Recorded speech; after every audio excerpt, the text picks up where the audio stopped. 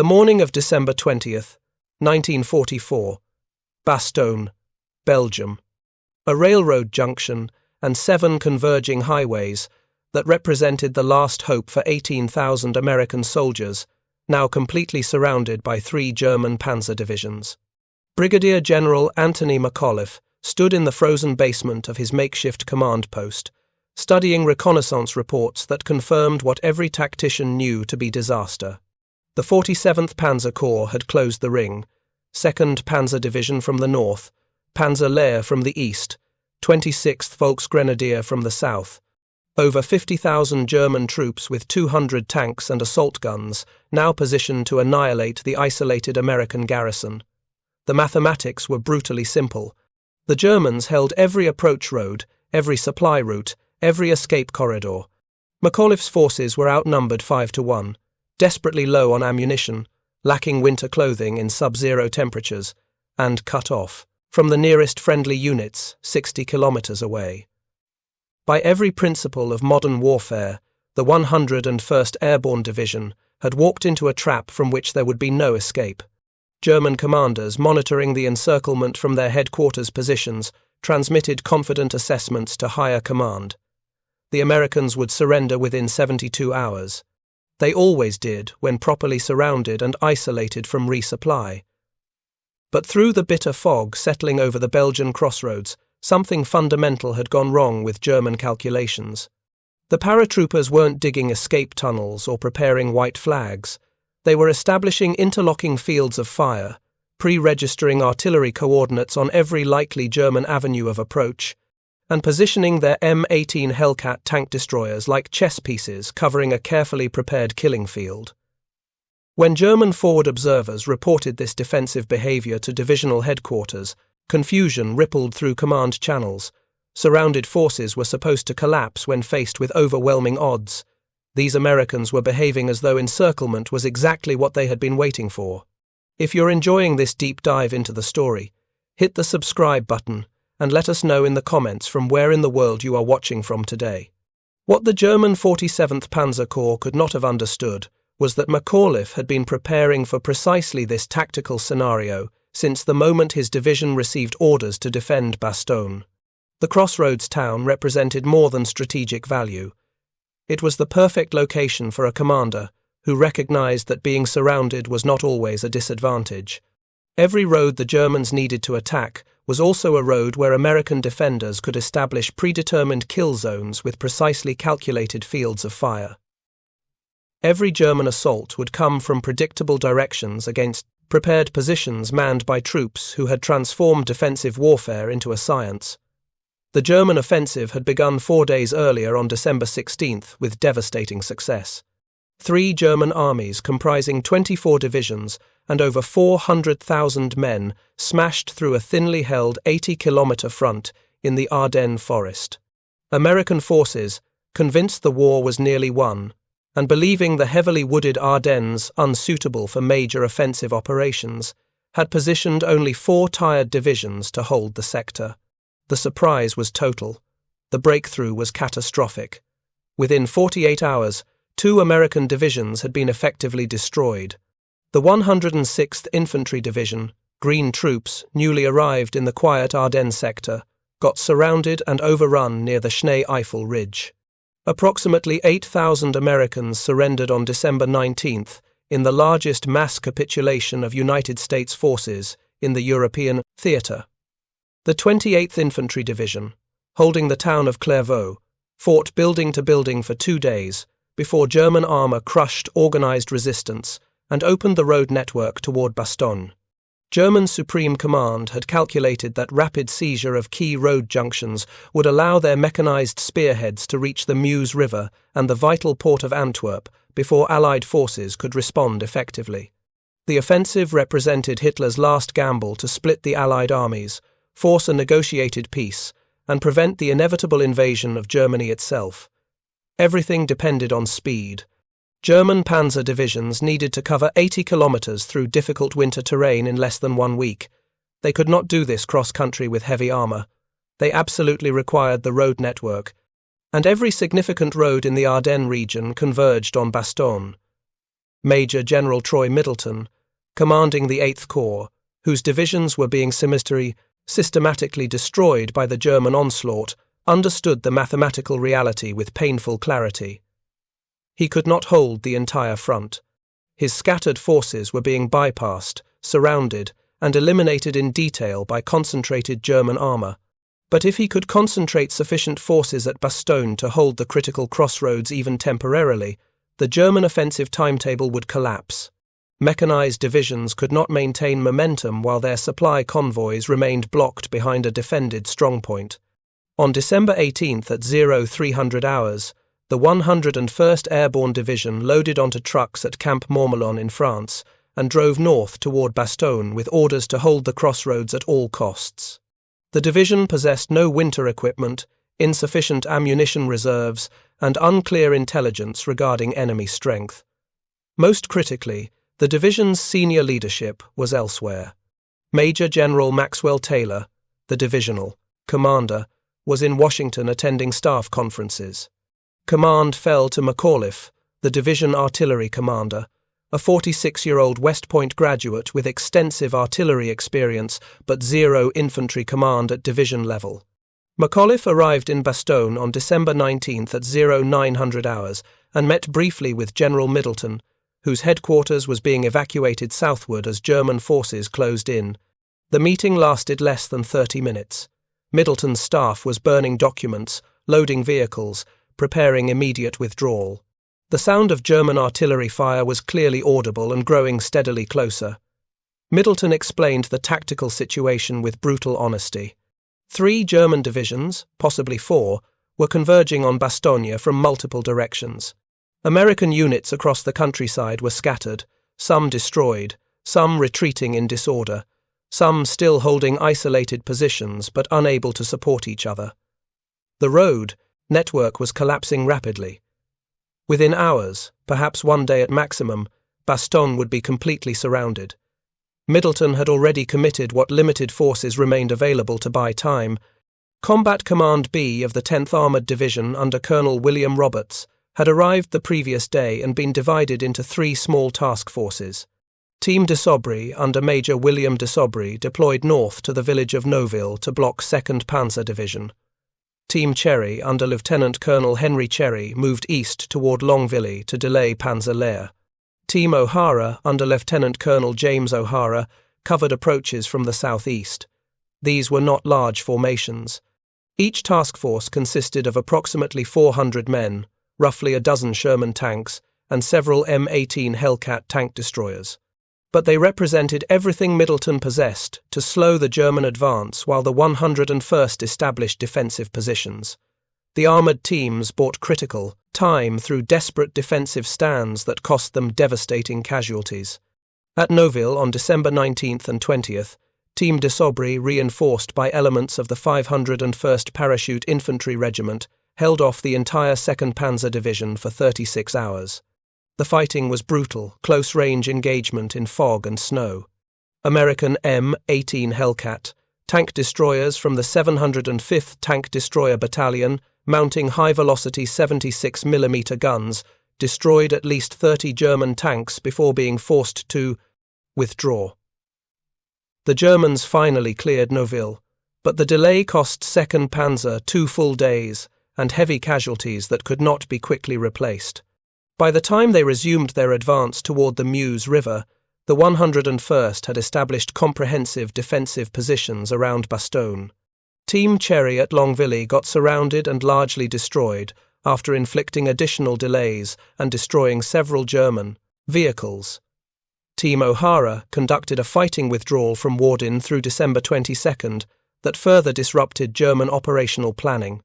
These small unit actions, desperate stands by outnumbered forces facing overwhelming odds, purchased the hours that McAuliffe required to position his division effectively.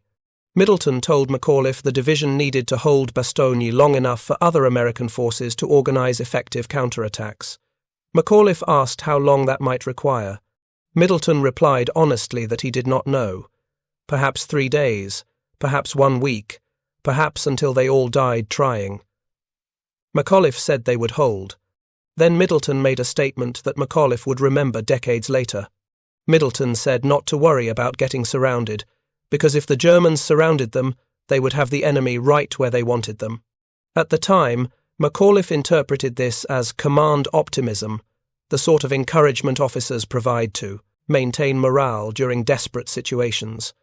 But 3 hours later, after personally surveying the terrain and studying detailed maps of the regional road network, McAuliffe realized Middleton was absolutely correct. Getting surrounded at Bastogne was not disaster, it was opportunity. December 19th, 1400 hours. McAuliffe assembled his regimental commanders in a basement room in Bastogne. Lieutenant Colonel Julian Ewell, commanding the 501st Parachute Infantry Regiment. Lieutenant Colonel Steve Chapwis, commanding the 502nd. Colonel Robert Sink, commanding the 506th. Colonel Joseph Harper, commanding the 327th Glider Infantry. Colonel William Roberts from 10th Armoured. Artillery commanders. Staff officers. The room was crowded, cold, illuminated by a single electric bulb hanging from exposed ceiling beams. McAuliffe spread maps across wooden tables, salvaged from the local schoolhouse. Bastogne sat at the centre, where 7 major roads converged like spokes on a wheel. Everything in the Ardennes road network ran through this town, north to south, east to west. Large mechanized forces could not move effectively without using Bastogne's road infrastructure. McAuliffe pointed at the map and explained what was about to occur and why it would work in American favor. The Germans needed these roads more than we do, he told his commanders. Their entire offensive depended on speed. They possessed perhaps 4 days to reach the Meuse River before Allied forces could concentrate sufficient strength to stop them. 4 days to cover 80 kilometers through terrible winter terrain. They could not accomplish this cross-country with heavy armor. They absolutely required the roads. All significant roads ran through Bastogne. Right now, German Panzer divisions were attempting to bypass the town, racing westward, trying to leave American forces behind for follow-on infantry divisions, to eliminate later. But they could not truly bypass Bastogne because every ton of supplies, every litre of fuel, every ammunition truck supporting their spearhead divisions had to come through this road network, and American forces would be sitting directly on it. When Germans surrounded Bastogne, McAuliffe continued, they would not be trapping American forces. They would be committing their own forces to contain a defended position. Forces that should have been racing toward the Meuse would instead be positioned around the American perimeter. Every tank deployed around Bastogne represented 1 less tank advancing westward. Every artillery battery positioned to attack the town was artillery not supporting the main German advance. Once Germans committed forces to the siege, they could not easily withdraw them, because American troops would be operating behind German lines, threatening supply routes, calling artillery fire on assembly areas, creating continuous problems. More importantly, when Germans surrounded the town, they would concentrate their forces into fixed positions around a known objective. They would be attacking the same defensive sectors repeatedly from predictable directions. American defenders controlled the town and its approaches, which meant they knew precisely where German attacks would originate. Germans were mechanized. They needed roads. American forces could prepare defensive positions in advance, pre-register artillery on likely assembly areas, position anti-tank weapons exactly where maximum effectiveness could be achieved. When Germans attacked, they would be assaulting prepared defenses from predictable directions, with their supply lines stretched behind them, running back through terrain. American patrols could harass continuously. Germans would have to protect flanks, guard rear areas, defend supply routes. Meanwhile, when American reinforcements eventually broke through the encirclement, forces in Bastogne would already be positioned in the perfect location, right in the German rear, cutting their supply lines permanently. Lieutenant Colonel Ewell asked what would happen if reinforcements did not break through. McAuliffe replied that then everyone would die, but Germans would not reach the Meuse either, because they would have wasted too much time and too much combat power trying to capture this one town. Either way, the German offensive would fail. The only question was whether American forces survived to witness it. The briefing concluded. Officers departed to position their units. McAuliffe understood the strategic logic intellectually, but emotionally the plan still felt wrong. Getting surrounded felt like disaster, contradicted every tactical principle taught at military academies.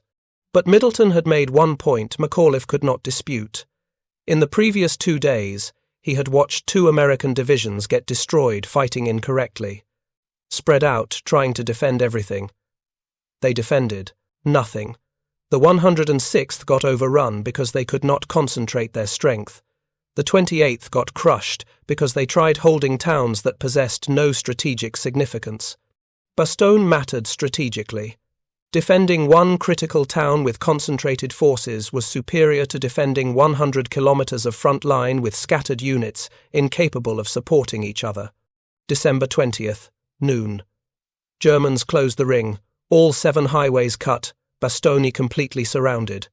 The perimeter was not circular, did not follow neat geometric patterns.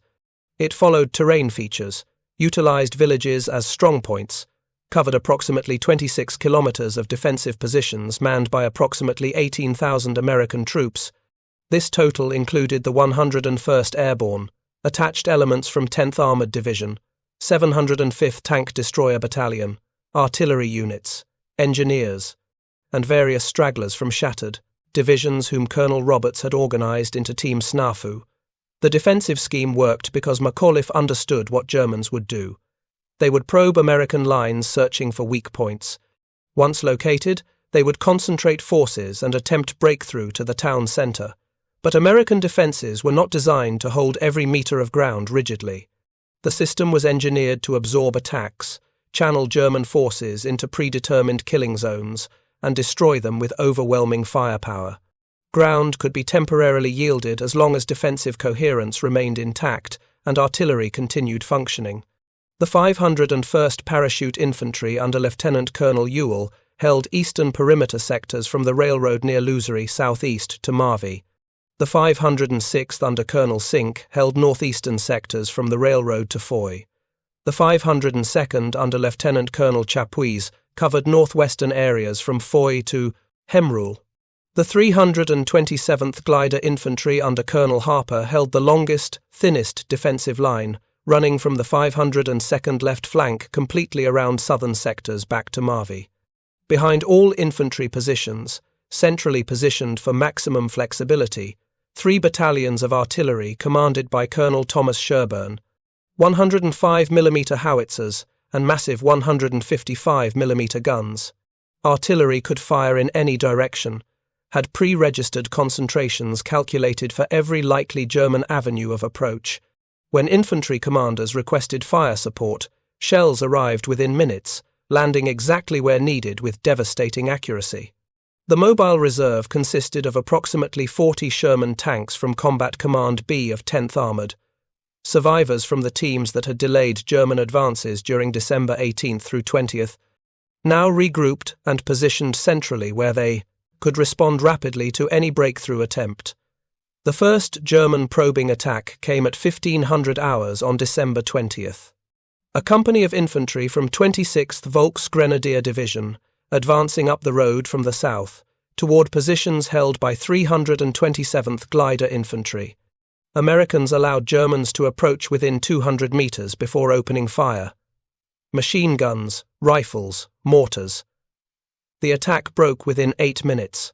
Germans pulled back, leaving 32 bodies on the frozen road. American casualties from that engagement totaled 3 men wounded, 1 seriously. They had stopped an entire German company with 3 casualties because Germans were forced to advance straight up a road into prepared defensive positions. McAuliffe, monitoring radio traffic from his command post, began understanding what Middleton had meant about having Germans exactly where American forces wanted them. The second attack came at 17:30 hours. Heavier, 2 companies with tank support. 6 Mark 5 Panther tanks advancing on 501st Sector near Neffe. They reached 150 meters before American anti-tank weapons engaged. M18, Hellcats from 705th Tank Destroyer Battalion, opened fire with their high-velocity 76mm guns. 3 German tanks destroyed within 90 seconds. The remaining Panthers withdrew rapidly. Supporting infantry retreated. American casualties totaled 5 wounded, 1 Hellcat damaged by German return fire. German casualties estimated at 80 killed. The attack was completely stopped. Most critically, Germans had not learned anything useful about American defensive dispositions because attacking forces were destroyed or driven off before they could report detailed information back to their commanders. Tomorrow, they would likely attack the same locations using similar approaches, and Americans would be prepared once again. By December 21st, McAuliffe realized the defense of Bastogne was not about holding ground rigidly. It was about destroying German units faster than they could be replaced or reinforced. Every failed attack cost Germans men and equipment they could not afford to lose. Every hour Germans spent attacking Bastogne was 1 hour their spearhead divisions were not advancing westward toward operational objectives. Germans were methodically bleeding themselves against fixed American defenses while accomplishing nothing strategically. The real problem facing American forces was supplies. Bastogne had been a rear area supply depot, but most stocks had been evacuated southward before Germans surrounded the town. The 101st arrived with minimal ammunition reserves, almost no medical supplies, and limited food. By December 21st, ammunition was being strictly rationed. Artillery limited to 10 rounds per gun per day. Automatic weapons restricted to short-aimed bursts. Every shot had to count. Because there were not many shots remaining, food supplies were worse. The division had brought approximately 2 days' worth of K rations. By December 21st, men were on half rations. By December 22nd, quarter rations. Temperatures remained steadily below freezing. Men were hungry, cold, exhausted. Most lacked winter uniforms. They wore every piece of clothing they could scavenge from abandoned positions, from casualties, from civilians who had fled the town before encirclement became complete. Medical supplies were nearly depleted. The division's main medical company had been captured on December 19th when a German patrol overran the division service area south of Bastogne. Most surgeons, most medical equipment, most morphine supplies, all captured.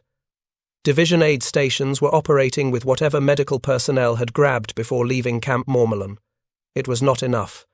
Wounded men died from treatable injuries because there were insufficient medical supplies to treat them properly. On December 22nd at 1100 hours, 4 German officers approached American lines under white flag near the 327th Glider Infantry Sector. They carried a formal message from General der Panzertruppen Heinrich Freiherr von Luttwitz, commanding 47th Panzer Corps. The message demanded immediate surrender. It stated that American forces were completely surrounded, vastly outnumbered, cut off from all resupply. Honorable surrender represented the only way to avoid total annihilation of the garrison. The German ultimatum allowed 2 hours for response. The surrender demand was brought to McAuliffe's command post. He read it carefully, looked at his staff officers, and said one word: nuts. His operations officer, Lieutenant Colonel Harry Kinnard, asked what he meant by that response. McAuliffe said he meant nuts. That was his official reply to the German commander. Tell them to go to hell. American forces were not surrendering under any circumstances. Someone on the staff asked if he was serious about sending such an informal response to a formal German military communication. McAuliffe said, absolutely serious. The written response went back to the German officers waiting under their white flag. To the German commander, nuts. The American commander. The German officers asked what the word meant. Colonel Harper, who escorted them back through American lines to German positions, told them it meant go to hell. The Americans were not giving up under any circumstances. General von Luttwitz was not amused by the American response. He had offered honorable terms according to military conventions. Expected a serious professional reply. The refusal meant Germans would have to take Bastogne by direct assault, which meant committing even more resources to the siege operation. Resources desperately needed elsewhere. Von Luttwitz pulled 2nd Panzer Division back from the western advance and ordered it to assist in capturing Bastogne. He pulled elements of Panzer Lehr back from forward positions. He reinforced 26th Volksgrenadier Division with additional units.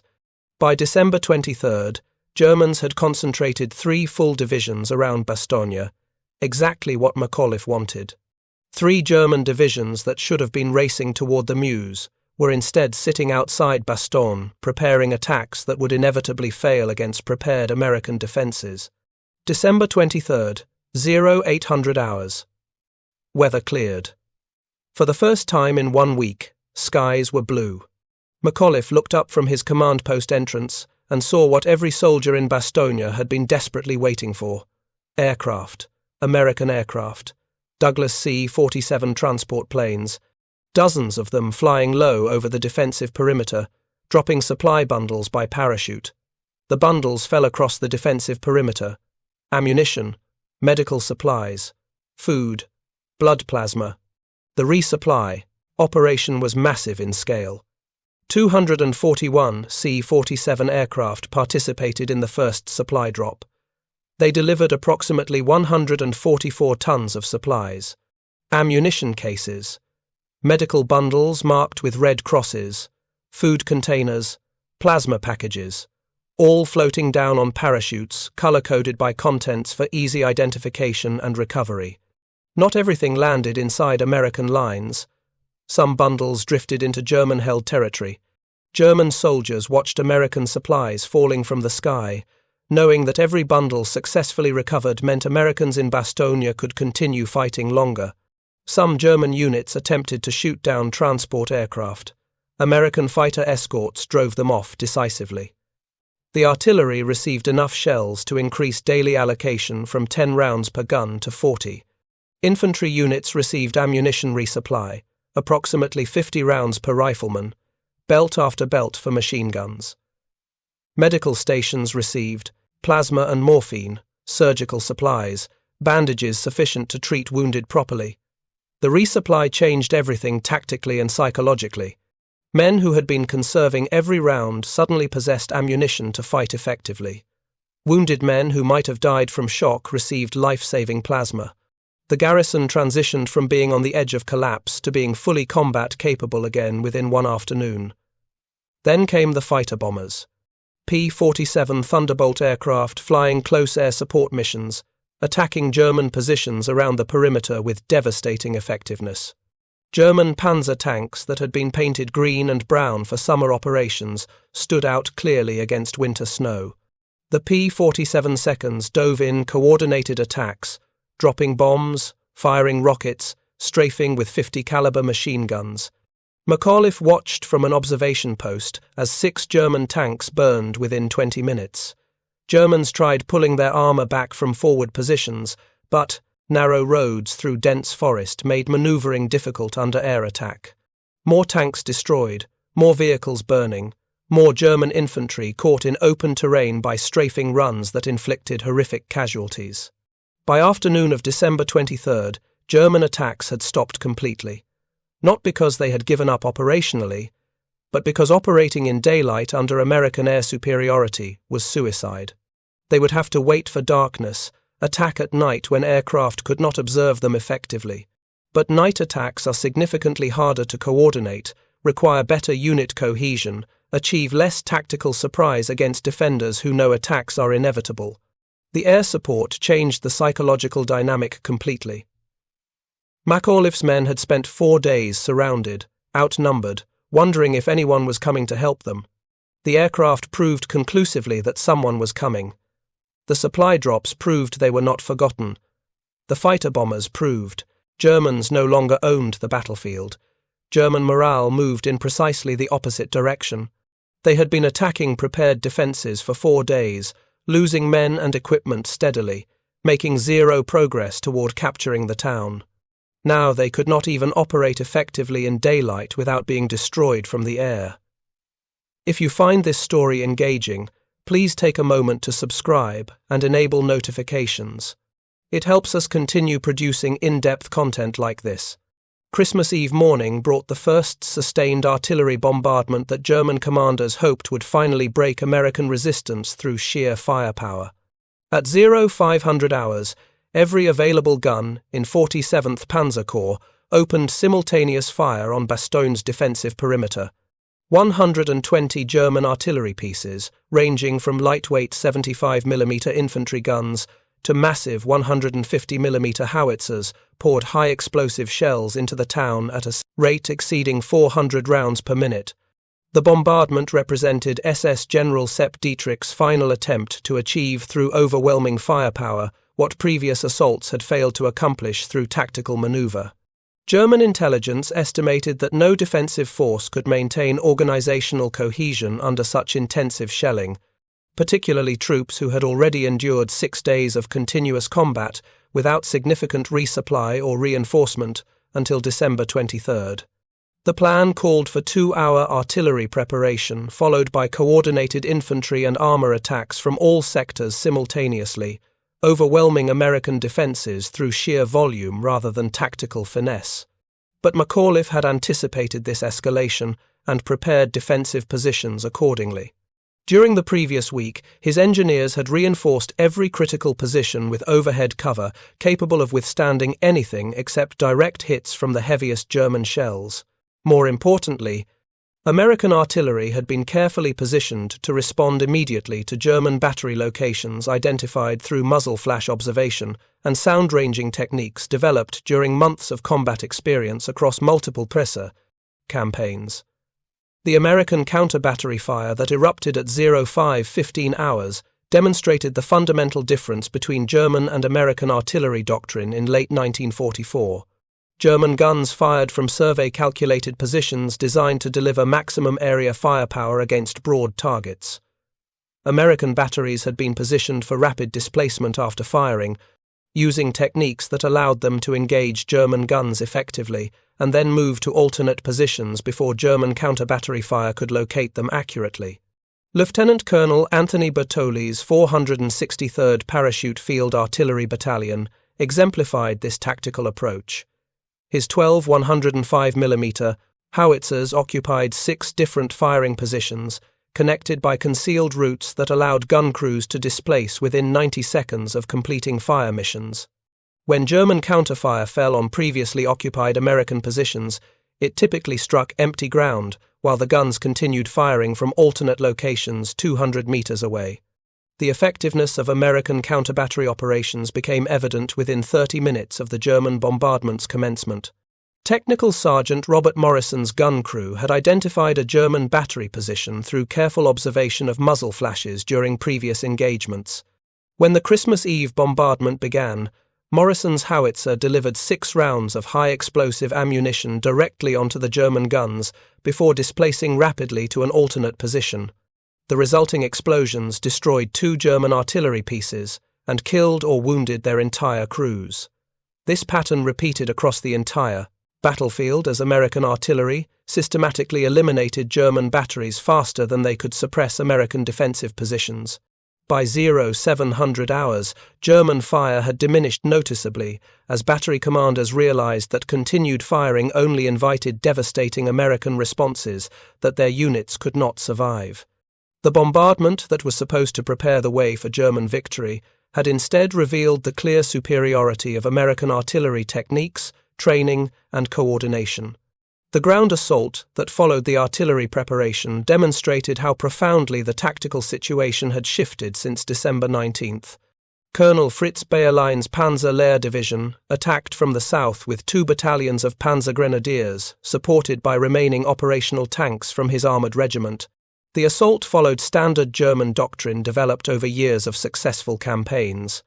But Germans now faced American defenders who had learned precisely how to exploit every weakness in Wehrmacht tactical procedures through careful study and bitter experience.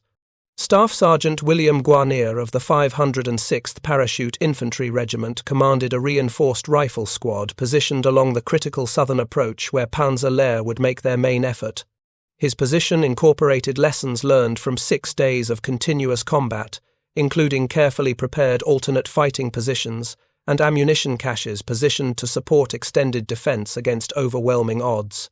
Most critically, Guarnier's men had rehearsed immediate action drills that allowed them to respond to German attacks with devastating effectiveness. The lead German infantry company advanced across frozen ground at 08:30 hours, moving in textbook assault formation designed to overwhelm defensive positions through aggressive maneuver supported by suppressive fire. But they encountered defensive fire that seemed to anticipate every tactical movement before it occurred. Machine gun teams had positioned their weapons to create interlocking fires that channeled German attacks into predetermined killing zones. Bazooka teams waited in concealed positions along routes that German armor would be forced to use due to terrain restrictions. Most devastating of all, American artillery fire began falling on German assembly areas before attacking units could fully deploy into assault formations. The M18 Hellcat tank destroyer, commanded by Technical Sergeant James Rodriguez, had relocated during the night to a position offering clear fields of fire across the southern approaches. His crew had identified likely German armor routes during daylight reconnaissance and prepared range cards for every significant terrain feature. When the first Panther tank appeared at 1,100 meters range, Rodriguez's gunner already knew the precise elevation and deflection required to achieve first-round hits. The 76mm armor-piercing shell struck the Panther's frontal armor at an angle that should have resulted in deflection according to German ballistic calculations and armor specifications. Instead, the round penetrated cleanly through the armor plate and detonated the tank's main gun ammunition storage, creating a catastrophic explosion that destroyed the vehicle completely and temporarily stunned the crew of a second Panther following closely behind in column formation. Within 60 seconds, Rodriguez's Hellcat had destroyed 3 German tanks and forced the remaining Panthers to withdraw beyond effective engagement range. This tactical superiority extended across every aspect of the Christmas Day battle. German infantry attacks encountered defensive fires that seemed to intensify rather than diminish, despite continuous combat over multiple days. American ammunition supplies showed no signs of depletion following the December 23 resupply operation, suggesting logistical capabilities that German intelligence had drastically underestimated when planning the offensive. Most critically, American morale remained as high on December 25 as it had been during the initial German probes 6 days earlier. The weather broke briefly during the afternoon, allowing American transport aircraft to conduct additional successful resupply missions. 16 C-47 transport planes dropped ammunition, medical supplies, and replacement equipment with precision that demonstrated careful preparation and coordination with ground forces. The sight of American aircraft overhead, even briefly, had profound psychological impact on both sides of the conflict. For Americans, it confirmed that they were not abandoned or forgotten. For Germans, it demonstrated that Americans possessed logistical capabilities that seemed unlimited compared to German resource constraints. Sergeant Carwood Lipton of the 506th Parachute Infantry Regiment observed the effect of successful resupply on his men's performance during the final German assault of Christmas Day. Fresh ammunition and medical supplies eliminated the resource constraints that German commanders had expected would force American capitulation within days. More importantly, the demonstration of American logistical capabilities suggested that the 101st Airborne was not truly isolated despite tactical encirclement. The division maintained connection to the massive American industrial and military system that could deliver supplies by air even when ground routes remained cut. By evening on December 25th, German casualties had reached catastrophic levels that threatened the operational viability of attacking units for any future operations. Panzer Lehr Division reported combat effectiveness reduced to 30% of authorized strength. The 26th Volksgrenadier Division had lost 40% of its infantry in exchange for tactical gains measured in hundreds of meters rather than breakthrough achievements. Most significantly, ammunition expenditure rates exceeded German supply capabilities, while American defensive fires maintained their devastating intensity without apparent reduction. The fundamental contradiction that had defined the battle from its beginning had reached its inevitable conclusion. German forces possessed numerical superiority, but could not exploit it effectively against defensive positions that channeled every attack into killing zones covered by pre-registered artillery fire and interlocking small arms fire. American forces were outnumbered but held tactical advantages that multiplied their combat effectiveness beyond any reasonable proportion to their actual numerical strength. The encirclement that was supposed to guarantee German victory had instead created the perfect conditions for American triumph through superior preparation, tactics, training, and execution. The trap had indeed closed. But it had closed around the wrong army. The morning of December 26th brought radio silence from German forward positions that had maintained constant communication throughout the previous week of intensive fighting. SS General Sepp Dietrich's headquarters received sporadic reports indicating catastrophic ammunition shortages, massive personnel losses, and complete breakdown of offensive capabilities among units that had begun the battle with overwhelming material superiority and confident expectations of rapid victory. The encirclement of Bastogne had devolved into a siege operation that was destroying the besieging force faster than the defenders. Major General Maurice Rose's 4th Armoured Division had been fighting their way toward Bastogne since December 22nd, encountering German rearguard actions specifically designed to prevent any relief of the encircled Americans. Rose understood that his breakthrough represented more than tactical necessity.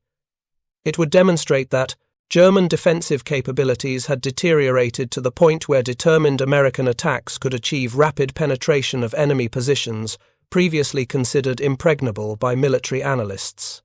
The spearhead of Rose's relief column consisted of Combat Command A, reinforced with additional Sherman tanks and supported by intensive artillery preparation. Lieutenant Colonel Creighton Abrams commanded the lead tank battalion. His M4A3E8 Sherman tanks were equipped with 76mm high-velocity guns capable of engaging German armor on approximately equal terms.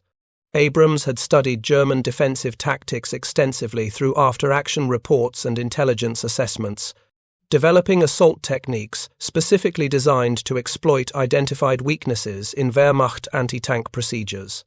The German forces blocking Rose's advance represented remnants of units that had been systematically weakened by their unsuccessful attempts to capture Bastogne over the previous week. The 5th Parachute Division and elements of 15th Panzer Grenadier Division occupied defensive positions that should have been formidable under normal circumstances. But these formations had expended their best personnel and equipment during the previous week's fighting, leaving defensive sectors manned by replacement troops with minimal combat experience and inadequate heavy weapons support. Abrams initiated his attack at 0600 hours with artillery preparation that demonstrated American fire support capabilities at their most devastating effectiveness. 18 M7 Priest self-propelled howitzers delivered concentrated fire on German positions for 30 minutes, expending over 600 rounds of 105mm high-explosive ammunition with surgical precision. The bombardment targeted not just German defensive positions, but also communication centers, ammunition dumps, and command posts identified through careful intelligence analysis and aerial reconnaissance. The tank assault that followed revealed how completely American tactical doctrine had evolved beyond German defensive capabilities by late 1944. Abrams' Shermans advanced in coordinated formations that provided mutual support while minimizing exposure to German anti-tank fire. Each tank crew had rehearsed immediate action drills that allowed them to respond instantly to enemy contact while maintaining formation integrity and fire superiority against German positions. Technical Sergeant Frank Murphy commanded the lead Sherman in Abrams' assault formation, his tank designated as Charlie 26 for radio communication purposes. Murphy's crew had fought through France since the Normandy landings and had developed tank versus tank techniques that exploited the superior optical systems and fire control equipment of late-war American armor. When German Panzerfaust anti-tank teams appeared at 200 meters range, Murphy's gunner engaged with high-explosive shells that eliminated entire anti-tank positions with single rounds. The breakthrough achieved by Combat Command A demonstrated the fundamental shift in combat effectiveness that had occurred during the Battle of the Bulge. German defensive positions that should have required prolonged siege operations according to pre-war doctrine were penetrated within hours by American forces that had learned to coordinate armor, infantry, and artillery with devastating precision and efficiency. The tactical superiority that Wehrmacht units had enjoyed during early war campaigns across Poland, France, and the Soviet Union had been completely reversed through superior American training, equipment quality, and operational doctrine. By noon, on December 26th, lead elements of Rose's 4th Armored Division had established visual contact with American positions in Bastogne. Lieutenant Charles Boggess, commanding a tank platoon with the 37th Tank Battalion, crashed through German lines, south of Bastogne near the village of Assenois, and made direct contact with American engineers of the 326th Airborne Engineer Battalion. The relief column's arrival represented more than tactical success or the end of a siege. It proved conclusively that German forces could no longer prevent American operational maneuver, even when defending prepared positions, with adequate warning of impending attack and time to prepare obstacles. The encirclement that was supposed to isolate and destroy the 101st Airborne had instead become a strategic trap that consumed German reserves at unsustainable rates while accomplishing none of its operational objectives. McAuliffe coordinated the link-up between his defenders and Rose's relief force with the same methodical precision that had characterized his defensive preparations over the previous week. American units expanded their perimeter systematically, eliminating remaining German positions while establishing supply routes that would support continued offensive operations into Germany itself. The logistics of this expansion revealed the extent to which American industrial capacity had achieved decisive superiority over German war production capabilities. Within hours of the relief column's arrival, transport aircraft began landing at Bastogne's improvised airstrip with supplies that exceeded anything German forces could match through their strained logistics system. Medical evacuation helicopters removed wounded personnel with efficiency that demonstrated technological capabilities beyond German comprehension. Most significantly, fresh American reinforcements began arriving in numbers that suggested unlimited reserves available for continued offensive operations across the entire Western Front. The psychological impact on surviving German forces was immediately evident through radio intercepts and prisoner interrogations conducted by American intelligence officers. Wehrmacht units that had begun the offensive with supreme confidence in ultimate victory now faced the grim reality that American military capabilities exceeded German capacity to resist effectively at every level of warfare.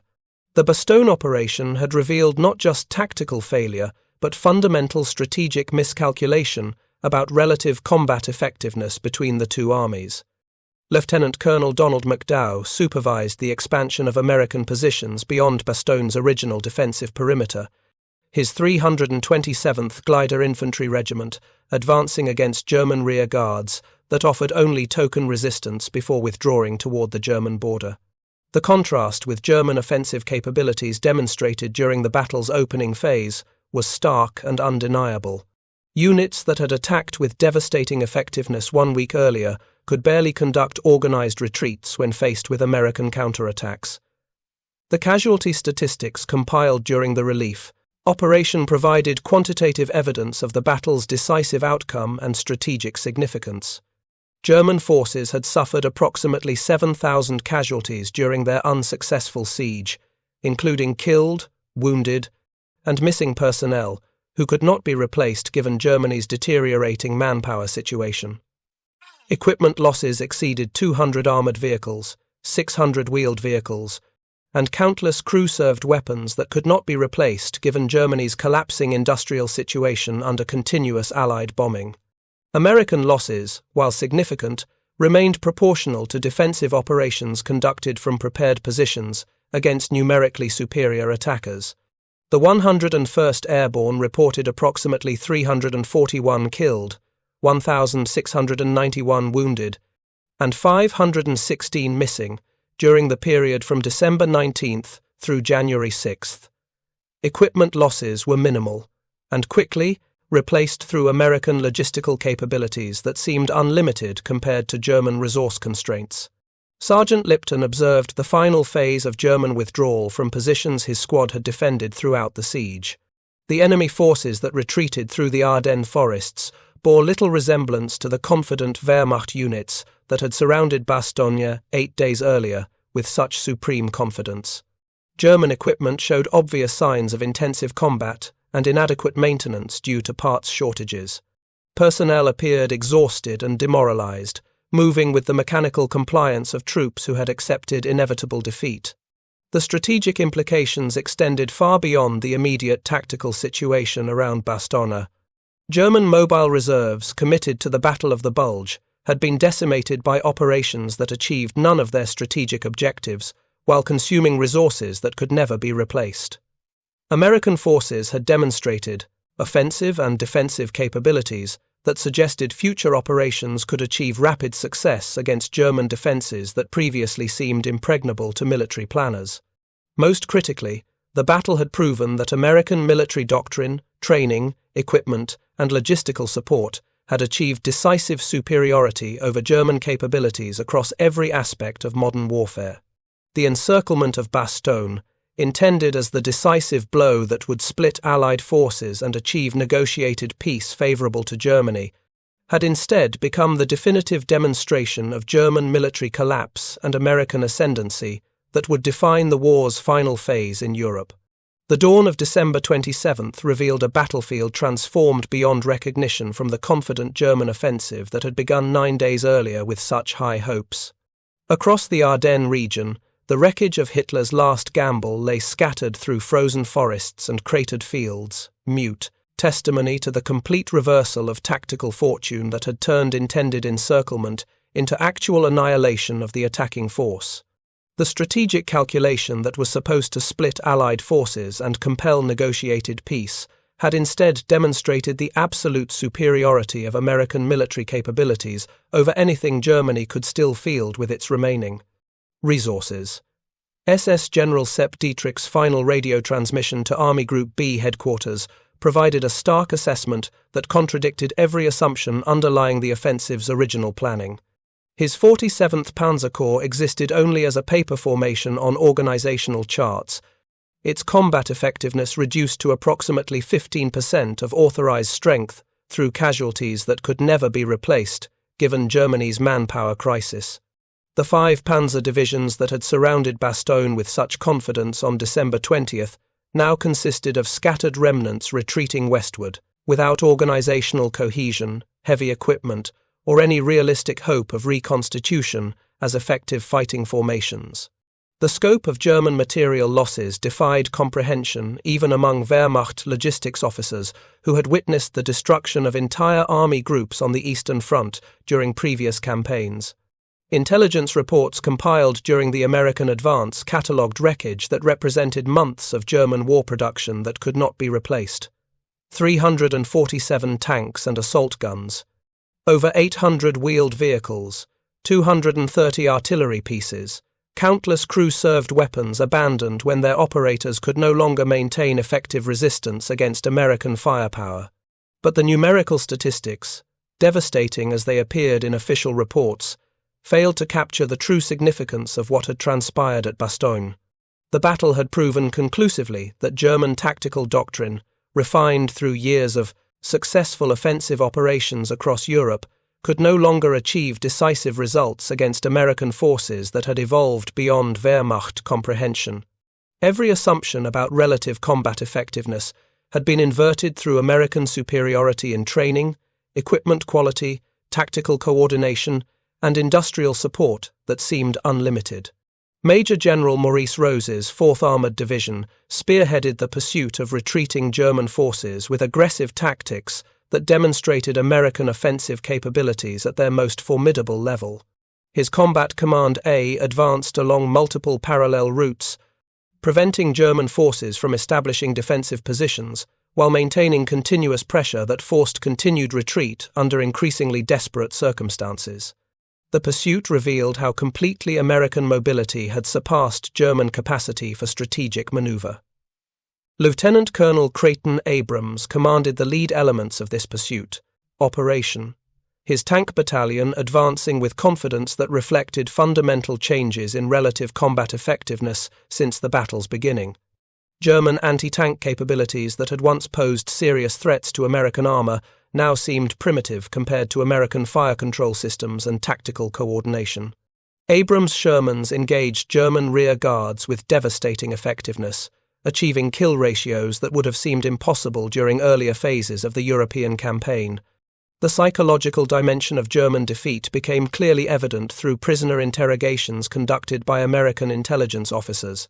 Wehrmacht veterans who had participated in successful offensive operations from Poland through France expressed genuine bewilderment at American tactical capabilities that exceeded anything they had previously encountered during 5 years of warfare.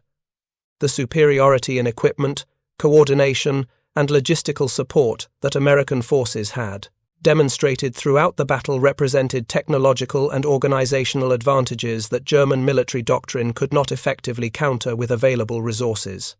Sergeant First Class Robert Sink of the 506th Parachute Infantry Regiment participated in clearing operations that revealed the full extent of German logistical collapse. Abandoned supply dumps contained ammunition and equipment that German forces had been unable to utilize effectively during their offensive operations due to transportation difficulties.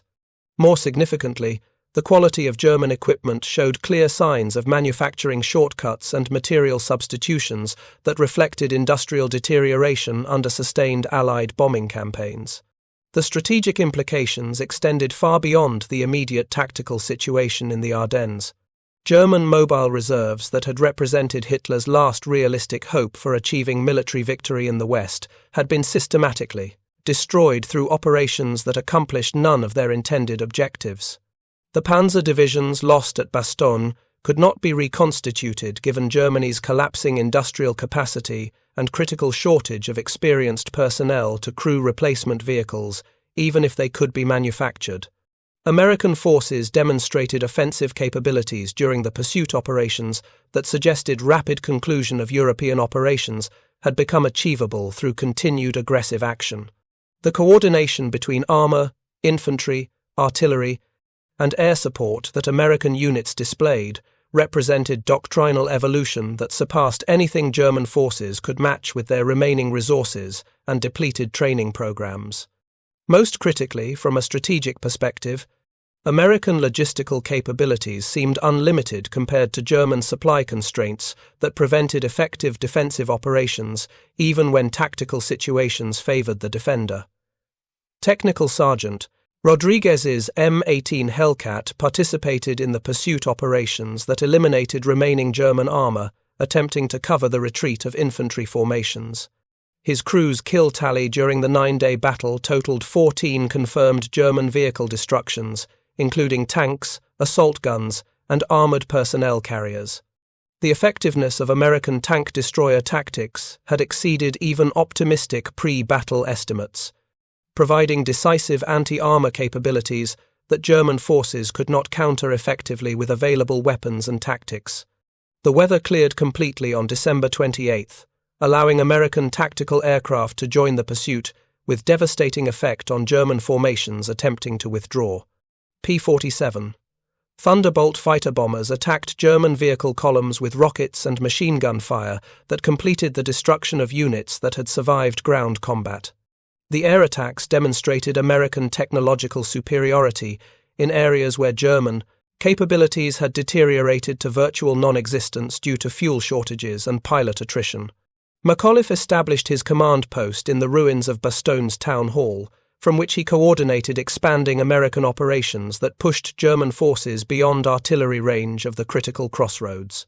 His staff compiled after-action reports that would fundamentally influence American tactical doctrine for the remainder of the European campaign and beyond. The defensive techniques developed and perfected during the siege had proven so effective that they became standard operating procedures for subsequent operations.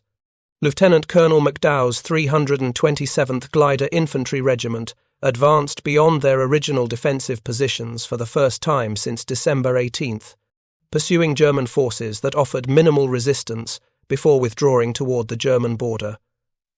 The contrast between aggressive German offensive capabilities at the battle's beginning and their current inability to conduct effective defensive operations demonstrated the complete reversal of tactical initiative that had occurred over 9 days of intensive combat. The ammunition expenditure statistics compiled by American artillery units provided quantitative evidence of the battle's intensity and ultimate outcome. The 4 battalions of field artillery supporting the Bastogne defence had fired over 22,000 rounds during 9 days of continuous combat, with devastating effectiveness against German personnel and equipment. Counter-battery operations had systematically eliminated German artillery capabilities, while American fire support maintained full effectiveness throughout the entire battle. Sergeant Lipton supervised burial details that provided final evidence of German defeat's completeness and scale. The casualty ratios achieved by American defensive operations exceeded anything recorded during previous major engagements of the European campaign.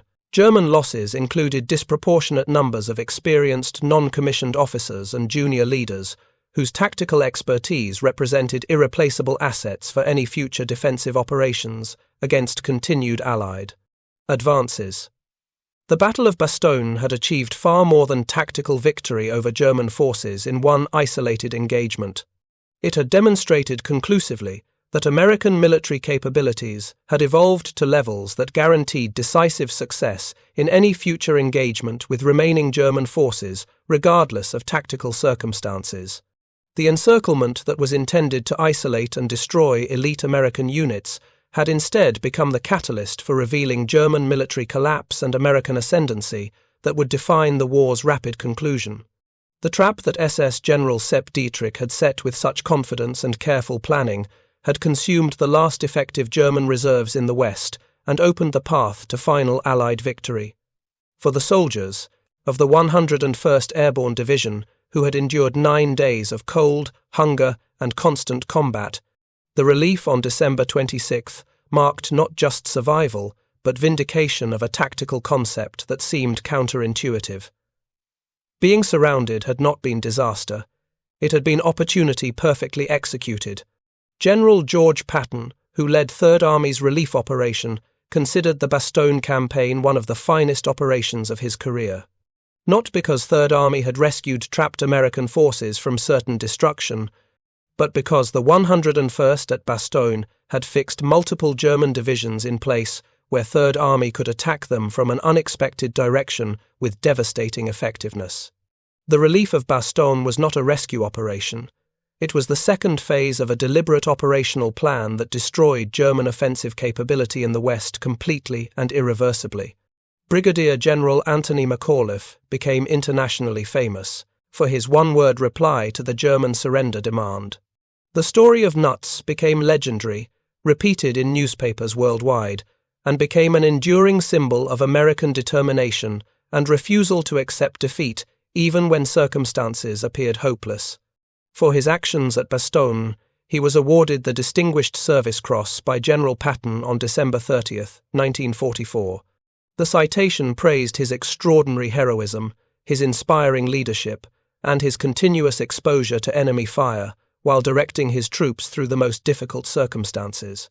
He was promoted to Major General on January 3, 1945, and given command of the 103rd Infantry Division, his first division-level infantry command after serving primarily in artillery roles throughout his career. He led the 103rd through the final months of the war in Europe, crossing the Rhine River, advancing through southern Germany and Austria with continued success against crumbling German resistance. After the war, McAuliffe remained in the army and held numerous important positions reflecting his demonstrated command abilities. He served as Chief of the Chemical Corps, managing chemical warfare defensive capabilities during the early Cold War period. He became head of Army personnel, overseeing the massive demobilization and restructuring of American ground forces. In 1953, he was chosen to command 7th Army in Europe, one of the most critical commands during the tense Cold War confrontation. 2 years later, he became Commander-in-Chief of United States Army Europe, one of the most important commands in the American military during the Cold War era, when tensions with the Soviet Union remained at dangerous levels. He was promoted to 4-star general in 1955, reaching the highest rank in the United States Army. He retired from active service in 1956 after 38 years of distinguished military service. He then worked as an executive with American Cyanamid Corporation until 1963, applying his organizational and leadership skills to civilian business operations. He also served as chairman of the New York State Civil Defense Commission from 1960 to 1963, applying his extensive military experience in defense planning to civilian emergency preparedness during the height of Cold War nuclear tensions. When asked about Bastogne in later years during interviews and public appearances, McAuliffe always said the same thing with unwavering consistency. The 101st did not need relief in the traditional sense. They had the Germans positioned exactly where they wanted them. He understood completely that the siege had worked precisely as planned. That surrounding Bastogne had been the Germans' fatal strategic mistake, not an American disaster requiring desperate rescue. McAuliffe died on August 10, 1975, at age 77 from leukemia. He was buried in Arlington National Cemetery with full military honors befitting his distinguished service. His wife, his son, and his daughter are buried alongside him, the family reunited in death as they had been separated so often during his long military career. The lessons from Bastogne influenced American military doctrine for decades following the war's conclusion. The concept that defensive positions on critical terrain can fix enemy forces and create decisive opportunities for counterattack became fundamental to Cold War defensive planning in Europe. The coordination of artillery, air power, infantry, and armour in defensive operations at Bastogne became a model studied exhaustively at every military school worldwide. In 1948, the Belgian government awarded the city of Bastogne the Croix de Guerre for the heroic defence of the town during those critical December days.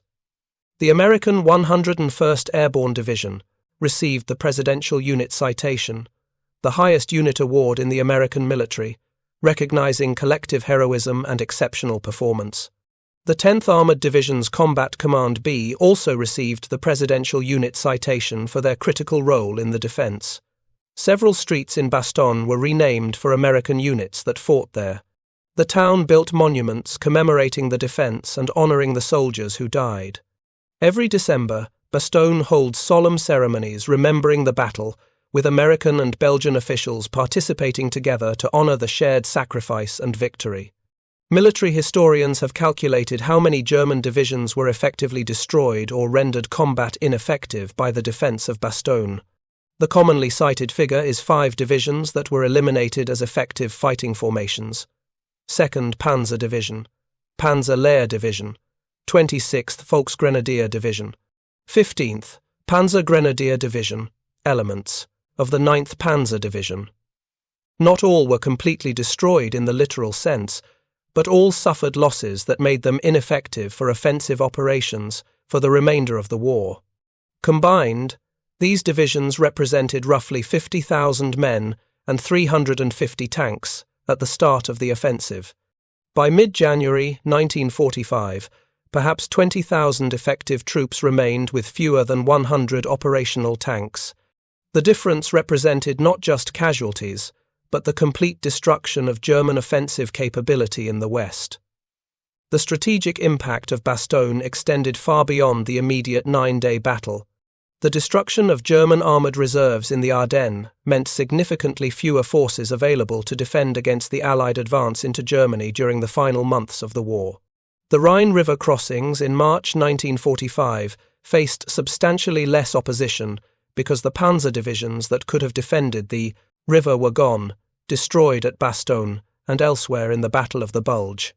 The final Allied advance to the Elbe River and the link-up with Soviet forces coming from the east proceeded faster than anticipated because German mobile reserves had been consumed completely in the failed Ardennes offensive. McAuliffe's decision to hold Bastogne and his profound understanding of why being surrounded was tactically advantageous rather than disastrous exemplifies a fundamental principle of warfare that transcends specific historical circumstances. The side that controls critical terrain and forces the enemy to attack prepared defences possesses an enormous advantage regardless of numerical odds. All the German mobility, all their armour, all their tactical skill refined over 5 years of warfare, none of it mattered decisively when they were forced to attack prepared American defences at Bastogne. The Americans selected the ground, prepared the defences meticulously, and destroyed every German attack systematically, with overwhelming firepower. That represents the enduring lesson of Bastogne for military professionals studying the battle decades later. American forces did not allow Germans to trap them in a traditional sense. They invited the Germans to concentrate forces around a town the Americans had carefully fortified, with every advantage, preparation, and superior resources could provide. And then they destroyed those concentrated German forces systematically, with artillery, air power, and infantry fighting from prepared positions with clear fields of fire. The Germans thought they were besieging Bastogne in the traditional manner of siege warfare. Actually, Bastogne was besieging them strategically, fixing German forces in place where American firepower could destroy them methodically, while the overall German offensive lost critical momentum and time. The trap worked backward from German expectations. By the time German commanders realized their fundamental error, they had lost the equivalent of 5 divisions and any realistic chance of reaching their operational objectives. The 18,000 American soldiers who held Bastogne against 50,000 Germans did not just survive 9 days of siege. They fundamentally altered the course of the war's final phase by destroying Germany's last offensive capability in the West. The encirclement that should have been America's Dunkirk became instead Germany's final defeat. Thank you for watching. For more detailed historical breakdowns, check out the other videos on your screen now, and don't forget to subscribe.